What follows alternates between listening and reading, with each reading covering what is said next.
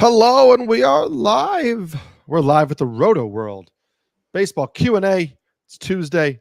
Derek Samulski joined by James Schiano. Second week in a row. We're gonna keep this thing going. How you doing, my friend? Great. I love it. Yeah, I love it. I want to keep this thing going. This is a lot of fun. It is. It is fun. It's fun when the questions make you feel good too. We've avoided the early season questions that were all about why did this pitcher's arm fall off and what's going to happen. It was less fun to have those conversations. But we're in the summer. The ball's starting to fly a little bit.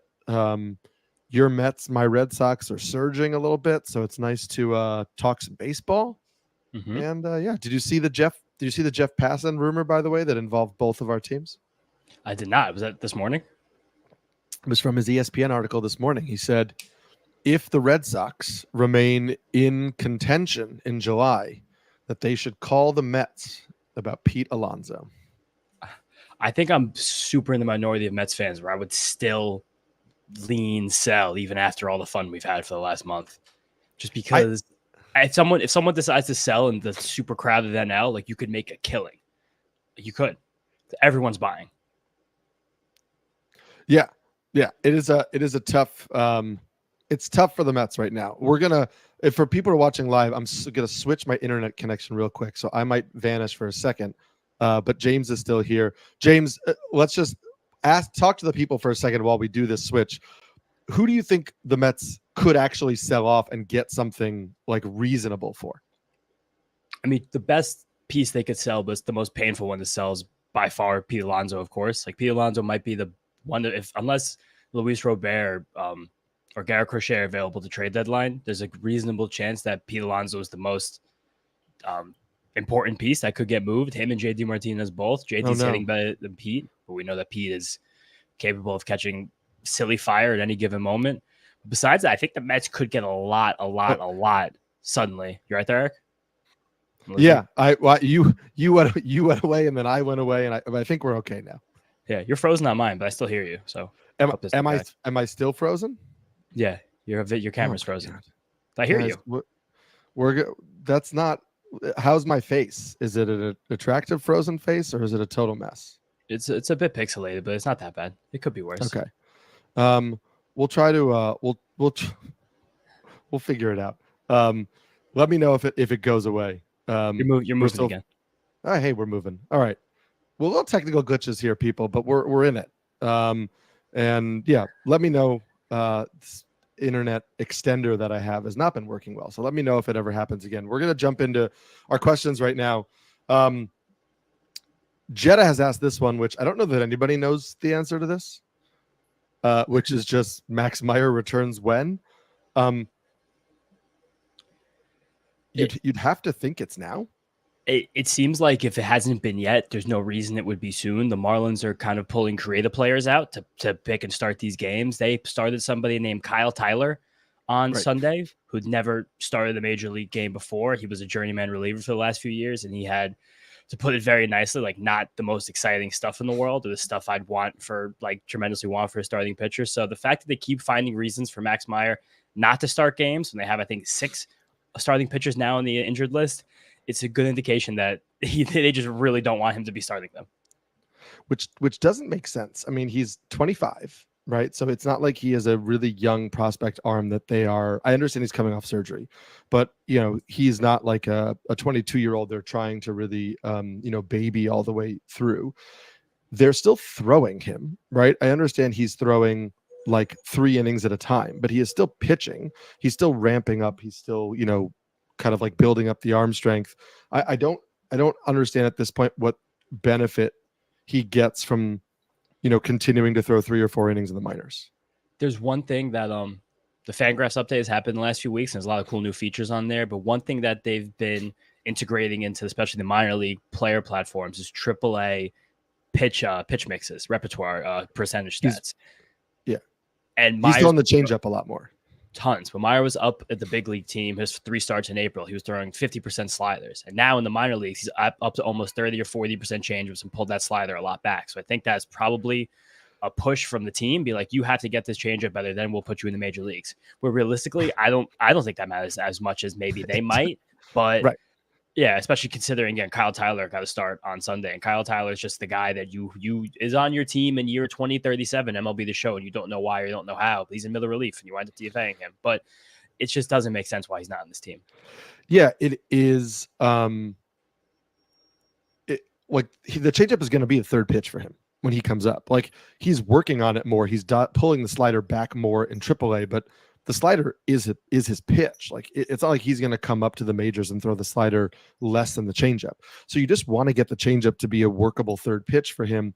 At this point, also, like, in a little bit of a lost season, like, why not let him keep working on the changeup at the majors, where you're not throwing it 30% of the time, but making him mix it in more often? It just seems like they're actively doing a disservice to the player and the team right now. So we'll see. I would assume soon. I'm hoping soon. But at this point, we don't have any more information than anybody else that he would be coming back soon. No, nothing at all. Uncle Ted says Landon Knack in the rotation. For now, yes. With Bobby Miller's back, with Walker Buehler on the IL with hip discomfort. That has led Landon Knack to be in the rotation. Walker Buehler wasn't pitching particularly well before landing on the IL, but they're not going to remove him from the rotation when healthy for Landon Knack. Buehler will, when he comes back, take the spot in the rotation. But we've always kind of known the Dodgers will mix and match, and like, how much longer does James Paxton have? Those are things like that where we might see a fair amount of starts for Landon Knack through the summer at least. But I think his immediate spot might be gone when Buehler comes back. Yeah, and the thing with Landon Knack, the Dodgers have been willing to throw him in the past, but just like a lot of their starting pitchers, they're not really necessarily willing to put him in harm's way. He's not going to pitch deep into games. He has one start in his career where he's completed 6 innings, and in that start, he had 3 walks and 5 strikeouts. So it's just the Dodgers are going to let him go around the order about 2.5 times, not going to let him see it the third time, and then they'll probably just try and win the games he pitches rather than let him win the game that he pitches. Right. And we saw that in years past with guys like, Pepio, and with Gavin Stone last year too. It's like just, having him go a few innings at a time. It is a big day for pitcher news. Andrew says Lodolo, IL, and then tons of smiley faces. Happened 30 minutes ago as we were prepping for this show. It is a blister that broke open. And so they said, David Bell, the manager, said it was a big deal. He was able to pitch with that. The good thing is it's not broken open. It's not broken open. We just have to be sure it doesn't turn into something bigger than that. So it seems like something where, the blister on his finger, they just want to have it heal up fully so that he can keep throwing his breaking balls without risk of breaking the skin. Because once the skin breaks, it takes a lot longer to actually like heal up the skin and get back to full strength. So, this doesn't seem like something that's going to keep Lodolo out for a long period of time, but we'll keep him out for at least 2 starts. And what the Reds do from there is anybody's question. I guess it's like either Connor Phillips or Graham Ashcraft coming back up, but I don't necessarily think it's anybody you're rushing to roster in any sort of formats. No, I don't believe so. Also, that's almost like a bit of comforting injury news because you just saw Nick Lodolo have his worst start of the season. Basically, his only bad start so far this season over the weekend against the Red Sox, where he had more walks and strikeouts. Looked like the bad versions of Lodolo, where he couldn't command that curveball in this new good one. But the one thing about this injury, a guy who I've started to really like over the last few weeks is Carson Spears on the Reds. Carson Spears has, I believe it's a very good curveball. I'm going to double check my notes right now, but he has just a fastball that he needs to hide, and he's done an especially good job of hiding it because he mixes it with a sinker and a cutter. It's a sweeper, not a curveball. So, and he mixes in a changeup. So Carson Spears has like a true 5-pitch mix, a very good sweeper. He won his game last night against the Pirates. Last Monday, pitched against the Pirates as well, and he had 1 very bad inning in the first and then 5 very good ones after that. So he's someone who now probably just guaranteed himself another 2 turns in the rotation, someone that I think is becoming quite intriguing, probably more in a 15-team league than a 12-team league, but someone who to keep an eye on. Yeah, I think more 15-team, and I would stream him in 12s preferably on the road, because Yes. that home park, especially in the summer, is going to be one that you want to avoid, and especially when you have a pitcher who needs to hide a pitch that can be tricky against the good offenses that will try and jump on that pitch in a hitter's park. But yeah, for sure, somebody who has entered the streaming radar, absolutely. Mhm. Eddie says, "Good afternoon, gentlemen." Good afternoon, Eddie. Hi, Thanks for Eddie. being here. Thanks for What's joining up, us. Ed? We'll keep some pitcher questions going. Rhino asks, is Matt Waldron a mainstay in the rotation with Darvish and Musgrove coming back, or would you drop him for Gavin Williams? First of all, the component of this about Darvish is that Darvish is no longer for sure coming back. We know that his start this week, at least, he's not going to be activated for because he has right elbow inflammation. And we don't have any sort of timeline in terms of when that is, how long that will take, how significant the elbow inflammation is. Obviously, recovering from a groin injury is one thing. Recovering from an inflammation in your throwing elbow is another. And I think Musgrove is still a little bit away. He has started throwing and ramping up, but he's going to have to do rehab starts and whatever. That you're looking at probably at least a month there. And then if you're looking at the rotation as currently constructed, I mean, Adam Mazur and Randy Vasquez are gone the second Darvish and Musgrove are back. And so that still leaves a spot for Waldron. So I don't see any reason why Waldron leaves the rotation. And he's been great. And I think, as I've written a bunch of times, like, knuckleballs are fickle beasts. And so he's looked great. It might all collapse for a few starts at any point in time without any warning sign. But I think you're still rolling him out there as long as he's going well. Yeah, I wouldn't even consider dropping Waldron even in a 10-team league right now. There's not many starting pitchers in the whole league as good as him right now. Yeah. 9 starts here, 55 innings, where he's getting a strikeout per inning, an ERA under 2, and a whip under 1. And you're right, the knuckleball can come and go at any given moment. But as a Mets fan, I just have so many favorable memories of 2011, 2012 R.A. Dickey, where it's like maybe it just can work for 15, 20, 25 starts in a row if you can keep commanding it the way Waldron does. If you can keep mixing a fastball and a sweeper off it the way Waldron does, which is the same recipe. Again, this isn't a recipe that like any pitcher should ever try, but the fastball, slider, knuckleball in modern baseball, it's worked once. And that's like, if it's worked once, and right now Waldron's got that going for a month plus in that ballpark, which is a good place to pitch, I wouldn't even consider dropping him in any place I roster them right now. I would ride this out. Maybe if you're a little nervous, you try to trade him, but do not let him go for free. Yeah, no, I fully agree on that. I co-sign. Basebone has a question. In a 10-team points league, Christopher Sanchez or Bobby Miller? Those are the tough choices you have to make in shallow leagues. And I think in some ways that makes those leagues harder in certain components. Totally. I lean Bobby Miller here, especially this week. He gets the White Sox, which should be significantly better than his last start against the Cubs. The Rockies in Coors. I just think the upside with Bobby Miller is what I'm leaning towards here. I know Christopher Sanchez has been great, and I know that Bobby Miller was pretty inconsistent before even getting hurt, but I have to lean with that kind of upside.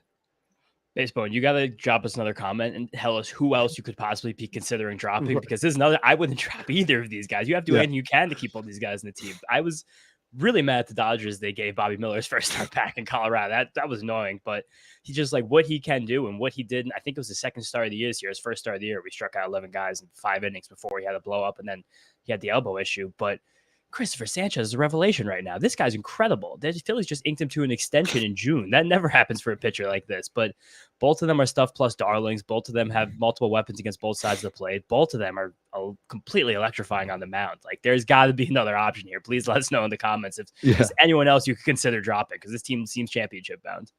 Yeah.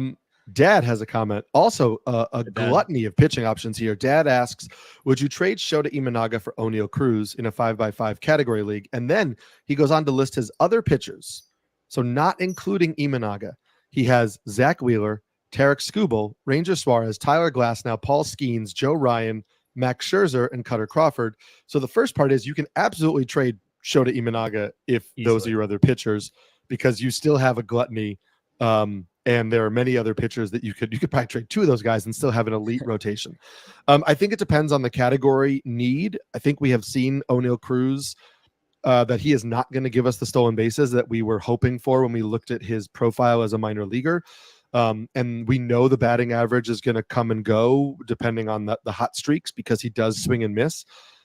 So he is a power asset in a mediocre lineup whose counting stats will be diminished a little bit by that. And I still like, I mean, that sounds like me, pooping on O'Neal Cruz. I like him. I like it. I just think you could probably get more for Imanaga the way he's been pitching. And maybe you don't trade him. And if you can't, I'd maybe not trade him immediately after his worst start of the season.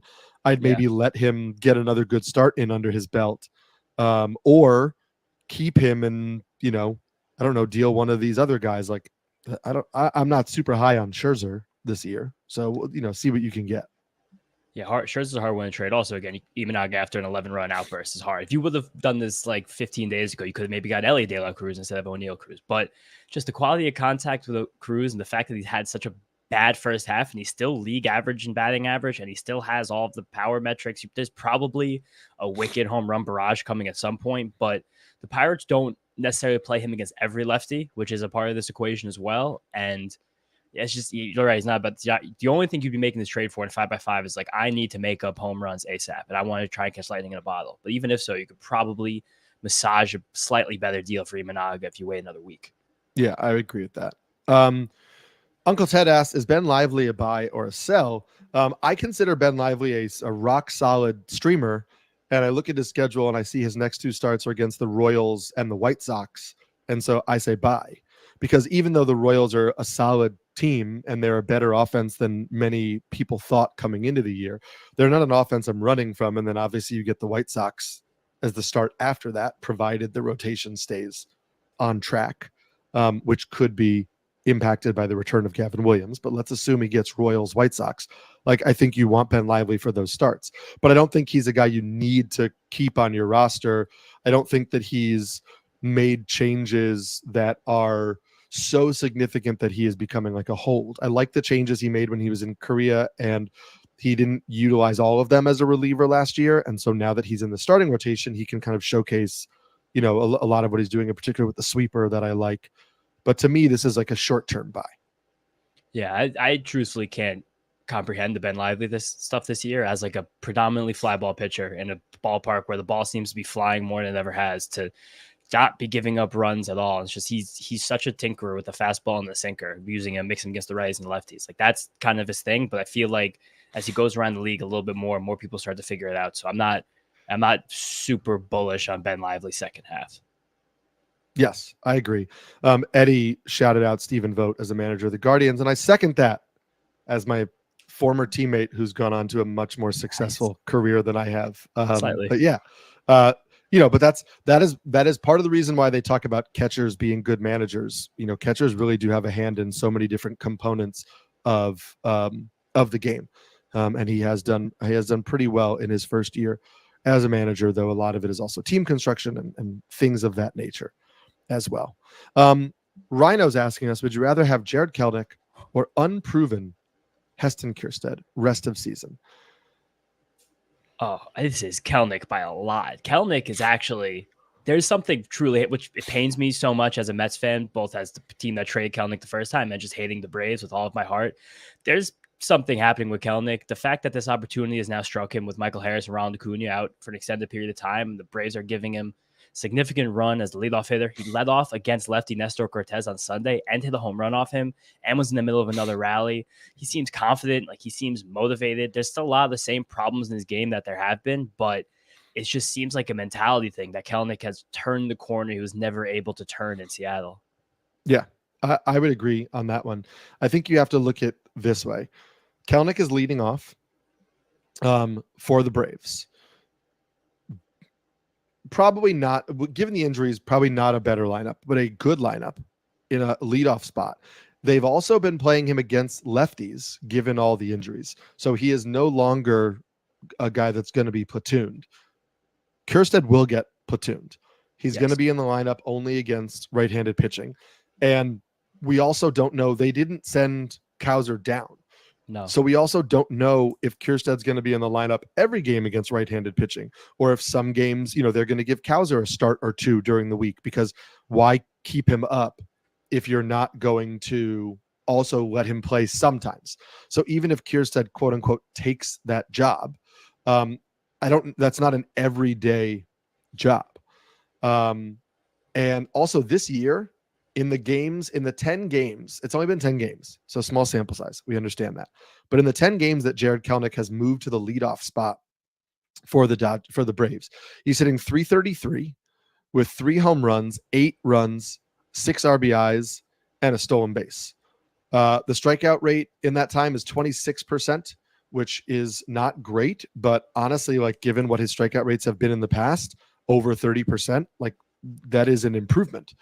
And so I appreciate what Kelenic is doing. He's only 24 years old, right? Sometimes I think that we forget that like, I know he's been around for a while. That's younger than But he's Kjerstad. 24 years old. It's a year younger than Heston Kjerstad, right? So not only is Kjerstad unproven, but he's also older than Kelenic. And so I take the guy in a better lineup spot in a more consistent role with major league experience under his belt. Easily. I don't know, I don't know what the Orioles have been doing with prospects. Jetta says free Kobe Mayo. He's been crushing. He came back. He's came back. Okay. Yeah. Good. Let me read, because Eric Cross just tweeted out his stats since coming back. So, and he's been crushing the ball.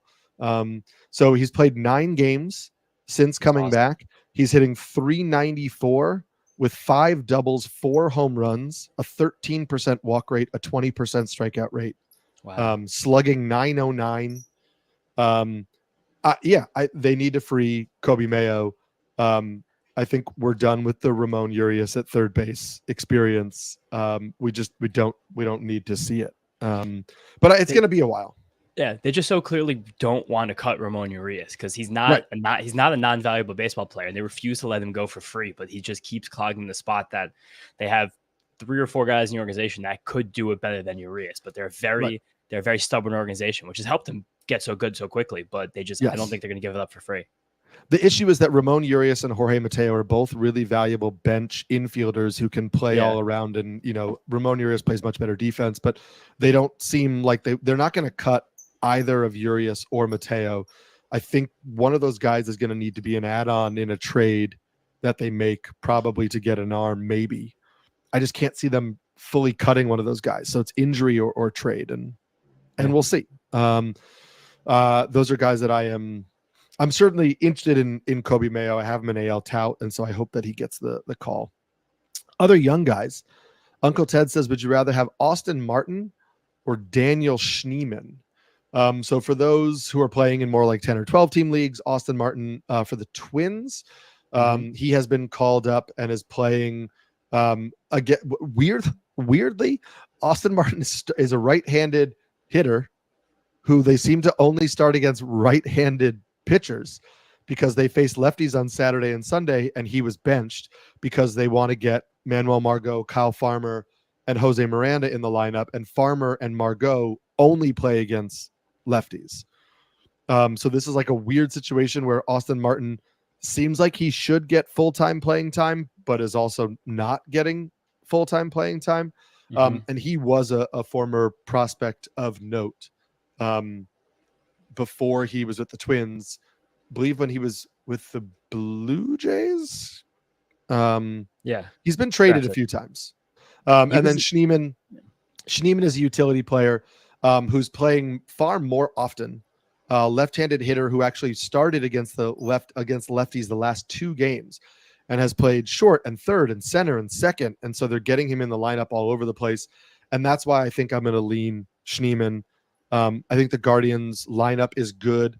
I like the fact that he is sporting a 15% walk rate. I like the fact that he had 13 homers and 17 steals last year. So maybe he's a 10-10, 15-15 type guy with a solid batting average who will play more often because he can move all over the place. I think it's also meaningful that while he's playing all over the place, the Guardians see him as possibly a premier plus defender, because a lot of those games have been at short and center field. It's eight total starts at those two positions versus 7 at the other ones between second, third, and right. So they see him as a plus defender, not just someone who can play defense. And it's not tons of batted balls yet. It's only 50 plate appearances in total, but he's barreling the ball well. He's not chasing very often. We still need more of a sample, but he just seems kind of like one of these fun late bloomers that's also a lefty batter, so more opportunities to probably play. And it's just it feels like lightning in a bottle. You get more position eligibility, and I would ride this until or if it stops. Yeah, I agree on that. Let's talk about another young hitter. Rhino asks thoughts on Spencer Horwitz. Dude hit 2 bombs the other day. Is he here to stay? None of us know. None of us know if he's here to stay. He should be. He certainly should be. He started the last 3 games. He started 5 of the last 6. The Orelvis Martinez suspension takes away another person who could have pushed for second base at bats. And so Horwitz should be here to stay as a, hitting second in the order, moving around between second and first. Not a huge power or speed bat in the minors last year. Had 11 home runs and 9 steals, but really good plate discipline, lots of contact, will work a walk, should probably run a solid batting average with a boost in OBP leagues. The problem is top of the order for the Blue Jays is not what top of the order for the Blue Jays used to be. Like, that is not a lineup that is continuing to put up lots of runs. And so there will be some counting stats because he's hitting second, but it's not like the years that hitting leadoff propped up George Springer because he was hitting leadoff for a really good offense. So I think that might make Horwitz like a stretch in 12-team leagues, depending on your needs, since you're not going to get homers or speed. But 15-team leagues for sure, OBP leagues for sure, and if you really need batting average. Horwitz is a great asset in points leagues because he's, even just through the 50 at-bats he has in the majors, he's walked more than he struck out. The power is questionable, even though he did get to those 2 on Sunday. And something so cool he did on Sunday, the Jays were down 1 in the 9th inning, and he was coming up against Emmanuel Clase, and he worked a 12-pitch walk. He fouled off 6 cutters and sliders from Clase all over the strike zone to get that walk and get himself eventually into scoring position for a horrible, struggling team against arguably the best closer in baseball. He's a fun asset, and the Blue Jays clearly have faith in him because he hasn't started the game and hit below second in the lineup, neither first or second. Well, I wish it was happening in a better lineup. It's happening in a lineup, so that's relevant for someone with this kind of bat control who seems to have just this knack for finding a way on base. Yeah, I like that you said it's happening in a lineup. Let's talk about more of these young hitters again. Just Baseball asks JJ Bleday, Will Brennan, or Heston Kjerstad. If you had to choose one, let's assume like standard 5x5 categories here. Where do you lean? I might lean Bleday. Brennan is the same thing. Brennan is such classic, like to steal a term from Eno Saris and Derek Van Riper and Rates and Barrels podcast. He's just pure oatmeal. He plays baseball and he gets hits sometimes towards the middle back of a fine lineup. So it's just like he's there if you need something. Kjerstad, we talked about it. There's no guarantee he's going to play every day. And even if he does play every day, there's no guarantee he really gets to a lot of counting stats. Whereas Bleday, he's playing every single day. He's hitting for good power. He's not striking out. He's walking a decent amount. He's not chasing. Like, he's hitting the ball hard. Like, he's just doing a lot of things well right now, to the point where there's no reason for the A's to take him out of the lineup. There's no one even close to having the ability to take him out of the lineup, and he's going to hit in the middle of it. And if he's getting the ball out, that's the most valuable thing of this group of players. I agree with you. Bleday popped in an article I wrote in the preseason on plate discipline. His plate discipline has always been great, but it was just kind of like the numbers weren't there, right? He wasn't hitting hard. He wasn't hitting for batting average. The barrel rate is up to 8.7% this year. The pull rate is down, but the line drive and fly ball rate are up. And so I like the idea that he's just not trying to pull everything, because I don't think that was actually helpful for his approach. I think he was out in front and he was rolling over on a lot of stuff. The ground ball rate spiked last year. Like, his ground ball rate is down over 11% this year as he's hitting more line drives and fly balls, because I think he's just trying to spray the ball and use the whole field. And when you play your home games at Oakland, which is an expansive park, like, driving the ball to the gaps is not a bad idea. It may limit your overall power ceiling, but it's going to help, your batting average. It's going to help runs and RBIs when you're, consistently popping doubles and stuff like that at the top of the batting order.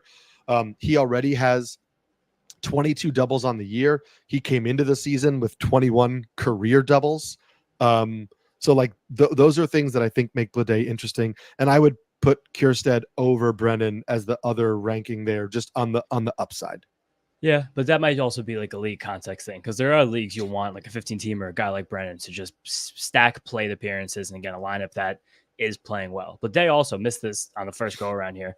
He boosted his max exit velocity by almost 5 miles an hour this year with a batted ball 113.3 miles an hour. 113.3 miles an hour is suddenly someone who you're like, oh, this guy has serious power. And he's also dramatically increased his in-zone contact percentage. So those are things that are telling me this is someone that went from having tools to becoming significantly better at baseball in seemingly a short period of time. Right. And age 26, like still kind of in his athletic prime, was a former top prospect or good prospect. Eddie mentions that Bleday led off last night. I will say that's Max Schumann got the day off. And Aledmus Diaz played shortstop. Schumann has been their regular leadoff hitter for the last couple of weeks. So I do expect this is kind of like a 1 week thing. But interesting to note that like he will get those opportunities when somebody gets a rest. I'm going to ask you this question because it involves a Mets prospect. Dad asks, Luis Angel Acuna is red hot in June. Jeff McNeil has been not so hot. Are there any feelings or thoughts he might get a call soon? What is your take? Dad, gotta tell you, as someone who's out here in the Twitter streets, Mets Twitter lies a lot. And there's been so many reports about the heat of Luis Angel Acuna over the last month. And he has been playing significantly better than he started the year. And he's up to, I think, from May 1st, an almost 300 batting average in AAA. But the AAA slash line is absurd right now. They're going back and forth with ABS in the regular strike zone. There's rumors and some of the batted ball data would suggest they might be using a different baseball in the major leagues. So for Luis Angel Acuna to get his full season OPS to a 700, I think he's still almost 20% worse than league average. But the Mets situation is so strange because of how bad Jeff McNeil is. But something else to note, Brett Beatty's actually been playing some second base at AAA, while Acuna is mixed in at short and center a little bit more so. I think the Mets know the best future for Acuna is hopefully at one of those more premium positions rather than second, even though his most likely outcome is second. But while he's this young, I think he's still just 21 or 22 years old. And while he's still not really mastering the AAA level, especially, he's still not finding patience and he's still not getting to in-game power, which were definitely the two cues they probably had from this year. And the two things he's not done, he's still spraying the ball and he's still stealing bases, which could be great in the short term for the end of a fantasy season, find 10 steals in 25 games. So he might get that shot, but soon, I don't think he gets a call soon. If he gets a call, it's going to be the middle of August, probably, if things have taken a downturn. But I don't know. I think the Mets are just going to ride with Jose Iglesias and maybe go strange in a couple weeks and give Brett Beatty some reps there. Yeah, I agree. I think if Acuna gets a shot this year, it might be like some at-bats at the end if the Mets are not in contention, just to give him like a taste of the big leagues, that kind of vibe. But I think Beatty is the next shot at second base. It'll be interesting to see what happens when Ronnie Mauricio comes back next year. And just how are they, they've been giving him looks in left field. Is that going to be where he settles? Does Acuna go to the outfield? They have Gilbert, they have Clifford, like they have some pieces now, and they might pick up more at the deadline. We'll see what happens. But yes, I am not in redraft leagues. I'm not expecting anything from Luis Angel Acuna this year. Yeah, not a stash. It's also a shame because today Starling Marte went on the IL and Drew Gilbert has been on the IL since minor league IL since the middle of April with a hamstring strain. So like this would have been a moment for if Drew Gilbert can come up, try and take a spot that's definitely reasonably open for the Mets, but definitely push back on Acuna having a big impact this year. Yeah, the other New York team had the same situation when Stanton went on the IL and Jason Dominguez was on the IL. And it was just like, these are two fun young players, and it'd be fun to see them get an opportunity. Maybe we will later. Speaking of Stanton, Justin asks, should I pull off this trade, acquire CJ Abrams? I'm going to assume that, it could be Miguel Rojas or Josh Rojas, but some infield Rojas, Jesus Luzardo, Garrett Crochet for Stanton, Swanson. Green could be Hunter or Riley, but I'm assuming Hunter. I don't know why. And Yu Darvish. I don't know if this is redraft or dynasty, but just on the basis alone of acquiring CJ Abrams and Garrett Crochet and only having to give up like Giancarlo Stanton and Dansby Swanson, like I would make that trade. I would probably drop Luzardo. Luzardo's on the 60-day, and I don't know if he's going to pitch again this year or pitch meaningful innings. But I think with Abrams and Crochet, you're getting the two best players in that deal. I think there's a reasonable argument for the Hunter Green side because he's seemed like he's gotten a level, and you're just very worried about the innings limit for Crochet at some point. But I love Abrams. Miguel Rojas seems meaningless unless this league is ostensibly deep. Or it's Josh Rojas, but that might also be meaningless. Who knows? They said Miguel in the chat, which I've seen now. I've loaded, which is great. But yeah, let's do it. Dansby also, I just pulled the trade off for Dansby in a league where I'm just trying to kind of like swoop in like on a value upswing. Like he's not going to be as bad as he was for these last 2 months. But Abrams and Crochet are better. But this is probably a move where you need more help in July and August than you actually want this if it's a head-to-head matchup league than possibly for the playoffs.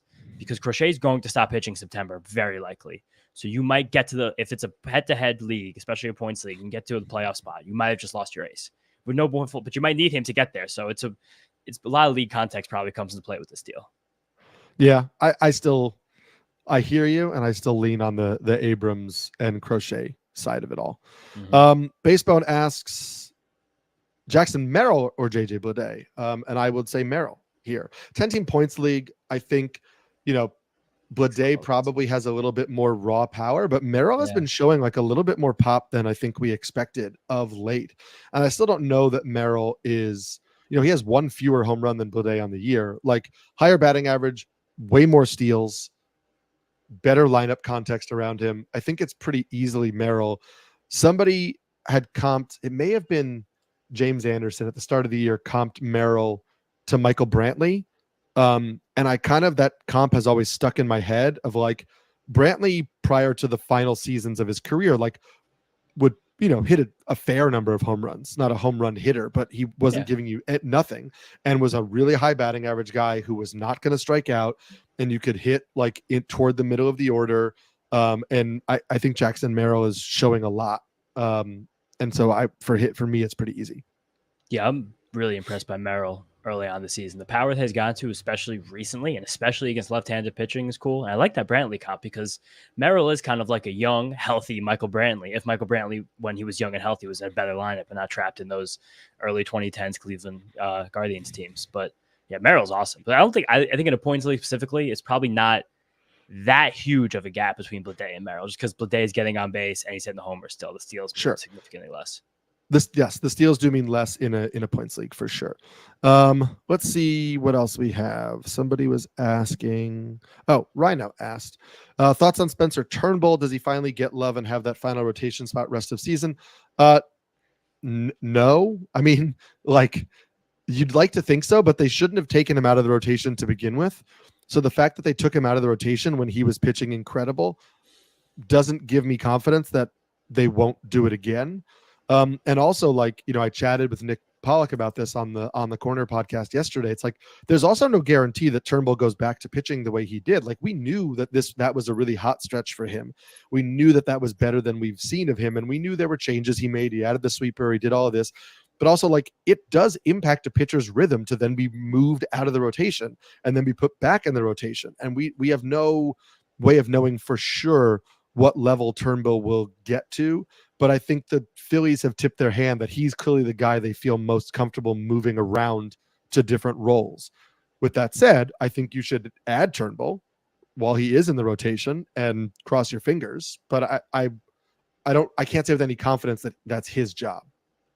I think they I wrote this in a blurb that I wrote for Rotoworld on Sunday that Turnbull's last 2 appearances, and now there's like this update going around that he will finally take Taiwan Walker's rotation spot, but that his last 2 long relief appearances were both piggybacking on Taiwan Walker. So it's been 2 weeks in the process now of him being on this schedule to take this spot, and luckily stashed him in a few leagues. Excited about that. And you're right, there's no guarantee he comes back and pitches well, but it seems like the Phillies are they've gotten so good at this game planning with these starting pitchers. The things they've been able to get out of Suarez, Christopher Sanchez, Nolan Wheeler, of course, even Taiwan Walker being moderately acceptable for a few games is a revelation compared to what he shows sometimes on the mound. But Turnbull with that sweeper early in the year, I think he'll be fine. And I think the Phillies, again, know what they're doing really well on a game-to-game basis. And he has 6 pitches he's been willing to throw in this season, especially in his starts, which is super important. I like Turnbull. I'd be looking to get Turnbull on my roster just in case like the early season heat comes back. Yeah. Baseball followed up with our earlier comment where he said it was Bobby Miller or Christopher Sanchez. He also mentioned that Hunter Brown Oh my is on God. that team. Cole Reagans, What a Max Fried, what a Justin Steele, staff. Chris Bassett. It's a very good staff. I do think I have Brown the lowest of those guys. Actually, like I'm not a huge Bassett guy, and I've never been a huge Bassett guy. And that has bit me the last few years when he Yeah. keeps pitching really well, despite the fact that like he doesn't miss any bats and he gives up so much contact. Yes, in a vacuum, I'd rather have Christopher Sanchez than Hunter Brown. But I think just straight up dropping Brown, given how good he's been of late, feels like a missed opportunity. And I understand that trying to trade Hunter Brown to free up a space for Christopher Sanchez may cost you Christopher Sanchez because somebody could pick him up on the wire. But I kind of think that's maybe the better approach than just straight up dropping Hunter Brown right now. Yeah, I would take 90 minutes and just start peppering trades all over the league for any of these guys. Really, like I would send someone some Snells, some not some Snells, some Bassett, some Steeles, some Freeds, some Reagans, even some Bobby Millers, because Sanchez can mix in well, and you're not missing a beat almost if you lose anybody in that staff besides, I guess, Reagans and Freed really for Sanchez. So just maybe get creative, give yourself 60, 90 minutes on the clock and see if you can make some magic happen. Yeah. And that leads to a question.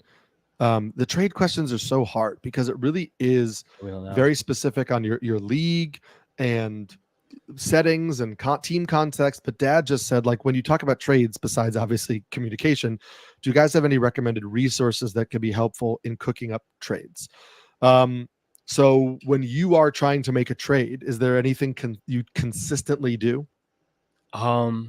I never want to disrespect the other owner. I always try to make a trade with a player that I feel like they want. And I usually like to start the trade conversation with a message, whether your league's on Discord or it's with friends and a text. There's someone in one of my dynasty leagues that just joined this year. He likes talking trade over the phone, which is a hilarious context. It's motivated me to like possibly seek out a league in the future where trade negotiations are mandated to be voice to voice, but it's really just sending a message, like being respectful and like making sure you're not trying to give up nothing for everything. Yeah, I fully agree. I've gotten so much pushback in some leagues on like sending messages and trades. People are like, I don't need to hear your thoughts on the trade. I'm like, I am telling you like where I'm coming from and hoping that we can find common ground. I'm not like telling you this is why you should make the trade. I'm like, hey, I could really use strikeouts. It feels like we may have a match here. Let me know what you think. And I just don't. People seem hesitant to engage in that kind of conversation. But I did, before you jump back in, I really want to second your point that like know what the other team wants, right? Yeah. Like don't try to square peg round hole a trade. Like I was trying to trade Gleyber Torres away today for a pitcher in one of my leagues, just because I found myself, with adding David Hamilton off waivers, that I had a few second basemen that I felt good about. And so it was not only looking at teams that might want to make a trade from a standings perspective, but looking at teams that have a hole at second base or a second baseman they might want to upgrade.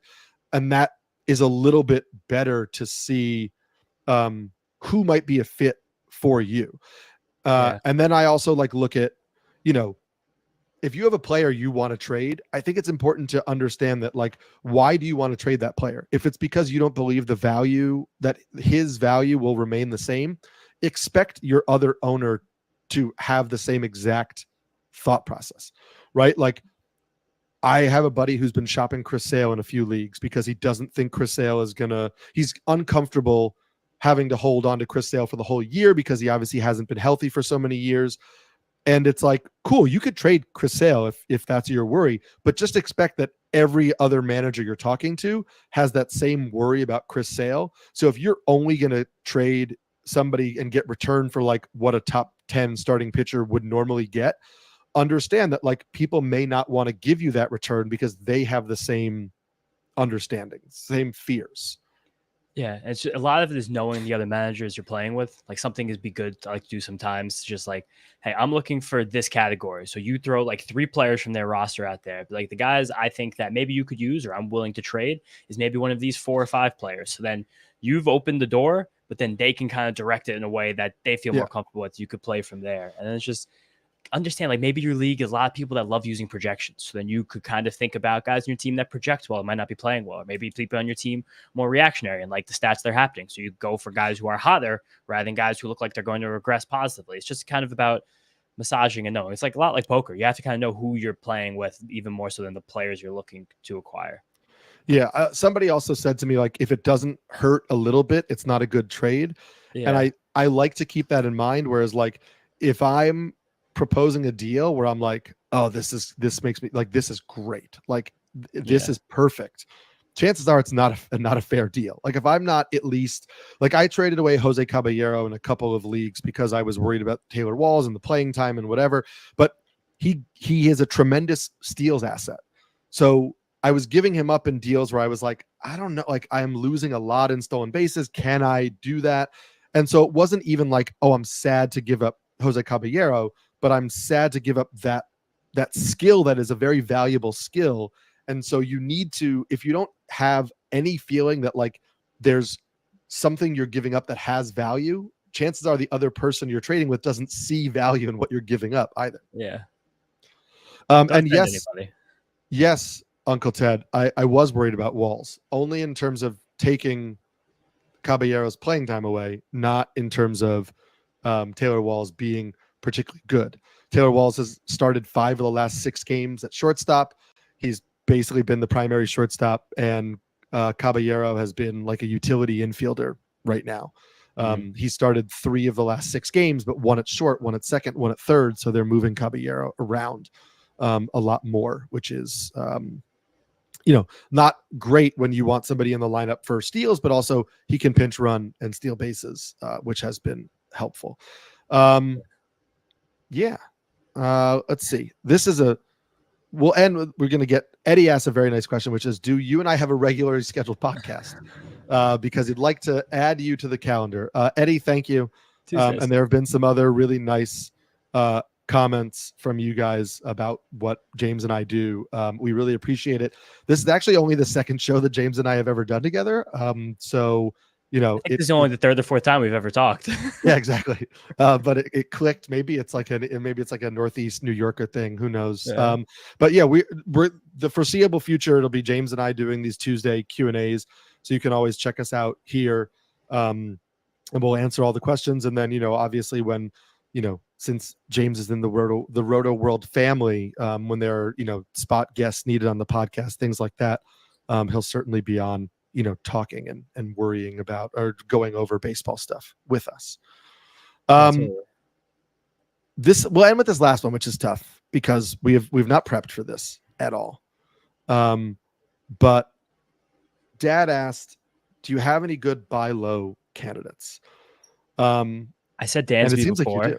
Okay. I think Dansby is a really good one. I like a lot right now. I was looking at some of these today. You might be a week late to get. I just did a big Twitter thread, so I was kind of looking at like stuff like this. But you might still be able to maybe get Bregman cheaper than you should. There's a hot streak happening. The power's returned mostly. The plate discipline's where it's always been. I'm looking to buy a couple of those Astros right now. Yanier Diaz is someone who people were so excited about in February, March, deep draft season, and he's not found the same quality of contact or just rate of contact that he did last year, but that's something I feel like can move up and down. And as that lineup heats up and turns a corner, he's someone I think I'd love to have, especially if you need a catcher right now. But past those guys, I'm trying to think of more buy lows. Do you have any top of your head? I think pitching. No, so I was actually just looking at this right now. Like I created on Fangraphs, you can create custom leaderboards. And so I created a leaderboard that helps me with hitting targets, which has some of my favorite hitting stats, which is like chase rate and barrel rate and swinging strike rate and overall contact rate. And also just obviously the surface level stats, walk percentage. I like looking for guys that are hitting the ball hard, aren't making bad decisions out of the strike zone, and are making a good overall level of contact. And so I see something like this is just from June 1st on. So the last like 3+ weeks. Taylor Ward's hitting 148 in June. He has a 21.4% barrel rate. He has a 13% O swing. He has an 8.6% swinging strike rate. He has a 74% contact rate. So this is a guy that's making he's not swinging and missing a lot. He's barreling the ball a ton. He's not making bad decisions out of the zone. Is just hitting 148. We just saw him hit a homer the other day, so maybe that's starting to kind of click in a little bit.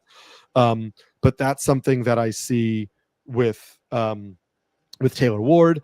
Josh Lowe also pops on this list. He's hitting 240 in June with 3 homers and 2 steals. He has a 20% barrel rate. 13% swinging strike rate is like a little high, but really not high for what Josh Lowe does. 76% contact rate overall. So that's something that's interesting. Luis Robert is another guy popping on here with good underlying metrics, but a 190 batting average. I don't know that you can buy low on Christian Walker. He has shown up on here. Who else has like a really poor batting average, but good stats that poor batting average and good stats. Well, just like I think people who look at the surface level stats are going to be like, oh, this guy is not doing well, but really like under the, like, I still think people are like Andy Pages is still playing every day for the Dodgers. He's like 39% rostered in Yahoo formats. I don't understand why people aren't really picking him up. He has a 17.5% barrel rate in June. He has 14 runs scored for the Dodgers, just an 8.2% swinging strike rate. So Pages is really picking up. And then, to a certain extent, like guys who aren't popping on here, but it's like, I can't see Adolis Garcia continuing to play this poorly. Randy Arozarena, the barrel rate has not been good, but he is making an approach change that is leading to a better batting average. So he's getting on base more. And so like, yes, if I'm looking like Randy Arozarena is not popping on like the barrel rate component of this. He has a 10% barrel rate in June, but he's hitting 292. He's striking out just 19% of the time. His chase rate is just 21%. Like, so maybe he's sacrificed a little bit of power for an overall better like batting average and contact quality, and I'm okay with that. Yeah, the pitching side, similar. Like I will just go on the Fangraphs leaderboard. I will sort by strikeout minus walk rate, and I'll look for guys who have an ERA over 4 that owners, managers might be upset with. So like Dylan Cease, few bad starts in a row. If you could ever find a way to get Pablo Lopez, definitely do anything you can to get that with that 5.1 ERA and a 22% strikeout minus walk rate. Lance Braz had a great tweet about Lopez's approach with his fastball this year, that he's been throwing low fastballs, where last year he had so much success in the rest of his career throwing high fastballs. And his last start, 11 strikeout performance, took a perfect game, I think, in the 7th inning against the Oakland A's. He was throwing high fastballs again. So Pablo Lopez might be on Twitter like the rest of us, looking up at what people are like Lance Brazowski are saying.